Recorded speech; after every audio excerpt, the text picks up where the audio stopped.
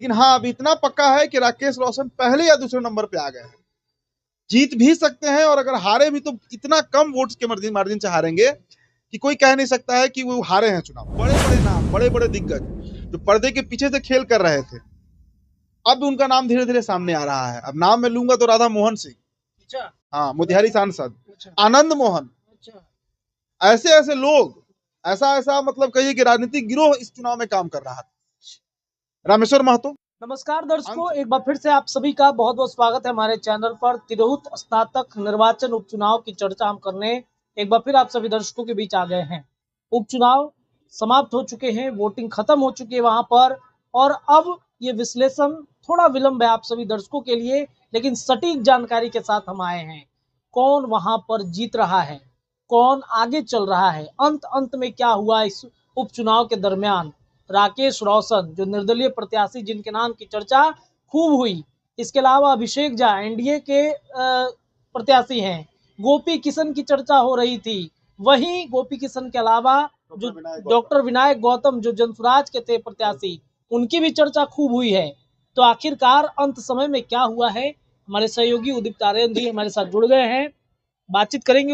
उदित जी, थोड़ा सा ये विश्लेषण मुझे लगता है कि 24 घंटे हो गए हैं, सटीक विश्लेषण लेकर आए हैं, क्या हुआ। देखिए, कल शाम तक मैं कल ही ये वीडियो कर लेता, लेकिन बड़ा कंफ्यूजन का स्थिति था, क्योंकि इतना मतलब पेच फंसा हुआ है इस चुनाव में। जिस तरीके से चुनाव लड़ा गया एमएलसी का, ऐसा तो शायद इतिहास में कभी नहीं लड़ा गया होगा।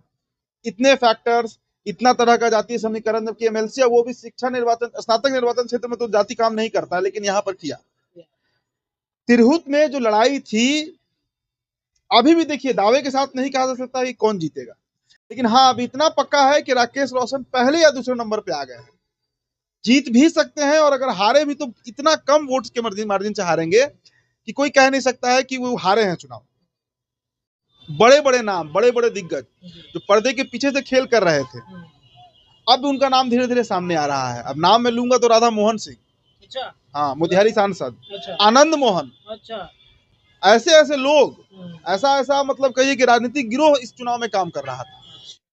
रामेश्वर महतो, अंत समय में बड़ा उन्होंने खेल किया है। हम रामेश्वर महतो को साइड इसलिए नहीं कर सकते हैं क्योंकि एक बड़ा वोट बैंक जो कुशवाहा जाति का था, खासकर तिरहुत स्नातक निर्वाचन क्षेत्र में, वो ट्रांसफर कराने में वो सफल रहे हैं राकेश रोशन। भूमिहारों का एक मुश्त वोट गया है डॉक्टर विनायक गौतम को, राजपूतों का एक मुश्त वोट गया है इनको, राकेश रोशन को। कुशवाहा जाति का भी करीब 75% से अधिक वोट राकेश रोशन को ही चला गया है। मैंने इसलिए कहा ना कि ये चुनाव बहुत पेचीदा हो गया। और अभिषेक झा अगर वहां से हारे, जिसकी संभावना है कि वो हार भी सकते हैं, फंस गई है लड़ाई, तो इसका बड़ा कारण यही भूमिहार वोटर जिसका प्रतिनिधित्व किए डॉक्टर विनायक गौतम, और कुशवाहा वोटर जिनको रामेश्वर महतो अपने साथ। देखिए, दरअसल तिरहुत की लड़ाई जो हो गई इस बार, वो शान की लड़ाई हो गई, वो आन की लड़ाई हो गई, वो प्रतिष्ठा की लड़ाई हो गई, वो मूंछ की लड़ाई हो गई, बदले की लड़ाई हो, बदले की लड़ाई हो। मैंने कहा ना कि पर्दे के पीछे से अब राधा मोहन सिंह राजपूत हैं। राधा मोहन सिंह, इसके पहले भी जो एमएलसी का चुनाव हुआ है तिरहुत में, उसमें राजपूत, देखिए वो थोड़ा सा राजपूतवादी हैं, तो उन्होंने राकेश रोशन का साथ दे दिया, क्योंकि उनके पिता जो है राकेश रोशन के, उनका और राधा मोहन सिंह का बहुत घनिष्ठता रहा है, तो भतीजा के तौर पर समर्थन दे दिए। ये जो है रामेश्वर महतो, इन्होंने भी राकेश रोशन का अभिभावक के तौर पर समर्थन दे दिया। आनंद मोहन भी राजपूत वोटर्स के लॉबी में काम कर गए। तो अब जो खबर निकल कर आ रही है कि करीब करीब 20 से 22 हजार के आसपास वोट राकेश रोशन को इस बार मिलने जा रहा है। अच्छा, 20 से 22 हजार वोट, 1,58,000 वोटर है टोटल वहां पर। और अगर आप पूछिए कि पिछले विधान परिषद के चुनाव में जो स्नातक निर्वाचन क्षेत्र हुआ तिरहुत में, उसमें देवेश चंद्र ठाकुर पता है कितने वोटों से जीते थे? 16,000 वोटों से जीते थे।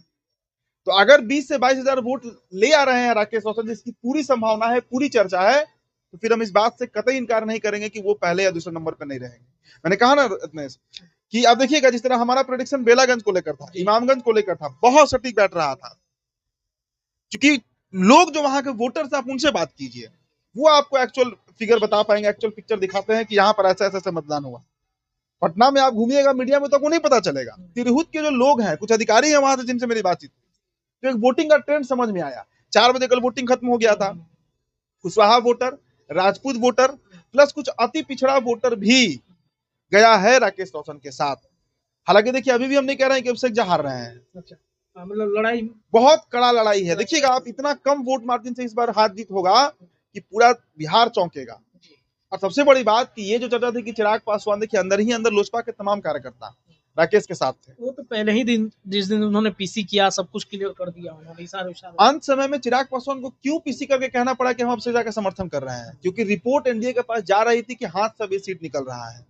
तो अंत समय में चिराग पासवान को कैमरे पर आना पड़ा, मीडिया का प्रेस कॉन्फ्रेंस बुलाना पड़ा और कहना पड़ा कि हम आपसे जाकर समर्थन में हैं। अब कहां थे 1 महीना से? एकदम वोटिंग के 1 दिन पहले ये घटना घटी है कि चिराग आए हैं और कहा है उन्होंने कि हम आपसे जाकर समर्थन में है, क्योंकि चिराग को पता चल गया था कि वो सीट अब हाथ से निकल रहा है और रुपौली वाला हाल होने वाला है। मतलब रुपौली उपचुनाव में जिस तरह लोजपा और रामविलास के ही एक पूर्व नेता ने बाजी मार ली, तिरहुत में वही चीज रिपीट होने जा रहा है।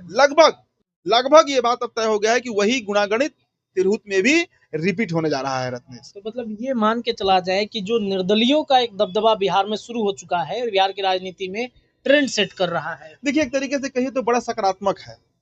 एक जो पार्टी पॉलिटिक्स होता है उससे हटकर अगर निर्दलीय जीत रहा है ना, तो ये जनता की जागरूकता दिखाती है। पब्लिक अगर अवेयर है तो पब्लिक अपने हित में वोट करेगा। सबसे बड़ी बात समझिए, उपचुनाव में तो मेरा मानना है कि निर्दलीय को ही जीतना चाहिए, मेरा निजी मत है। क्यों? क्योंकि इससे सरकार पे कोई असर नहीं पड़ता है। सरकार ना बनेगा ना गिरेगा, सत्ता का कोई खास परिवर्तन होता नहीं है। एक सीट हाथ से निकलता है या एक सीट हाथ में आता है। तो ऐसे में जनता को एक एक्सपेरिमेंट करना चाहिए। और देखिए तिरहुत काफी अपेक्षित क्षेत्र रहा है, बहुत अपेक्षित। अब एयरपोर्ट की बात हो रही थी तो तिरहुत में नहीं है। 10 एयरपोर्ट का प्रपोजल है, कोई तिरहुत में नहीं है। जो फंड सेंटर से आया था उसका भी प्रॉपर इन्वेस्टमेंट तिरहुत में नहीं हो पाया। देवेश चंद्र ठाकुर कब तिरहुत का मुद्दा उठाए थे? तो क्या गारंटी है कि अगर अब से जीत जाएंगे तो तिरहुत का मसला उठाते? लेकिन हाँ, अगर वहां से राकेश जीतते हैं तो ये तय है कि तिरहुत का मामला वो सदन में उठाएंगे, अपर हाउस में, विधानसभा में उठाएंगे और डट कर उठाएंगे। तो बहुत सारे फैक्टर थे जिस पर जनता इस बार वोट की है। खासकर जो ग्रेजुएट्स हैं, जो स्नातक हैं, वो वोट किए हैं। अब देखिए 2-3 दिन में, आज 6 तारीख हो ही गया, अब 2 दिन के बाद 9 तारीख को रिजल्ट आएगा तो क्लियर होगा। लेकिन कांटे की लड़ाई थी, राकेश पहले या दूसरे नंबर पर रहेंगे। चलिए देखिए, कांटे की लड़ाई है। राकेश रोशन सीधा फाइट दे रहे हैं एनडीए गठबंधन के प्रत्याशी जो अभिषेक झा हैं उनको, और बाकी की जो चीजें हैं निर्दलीय प्रत्याशी के समर्थन में, जैसा कि हमारे सहयोगी ने बताया है, वो लोग अगर पर्दे के पीछे की कहानी अगर स्पष्ट कर दिया तो समझिए सोमवार को रिजल्ट भी क्लियर हो ही जाएगा। फिलहाल आपको क्या लगता है, इस पर अपनी राय आप रख सकते हैं। जुड़े रहिए अपने चैनल के साथ। बहुत बहुत धन्यवाद।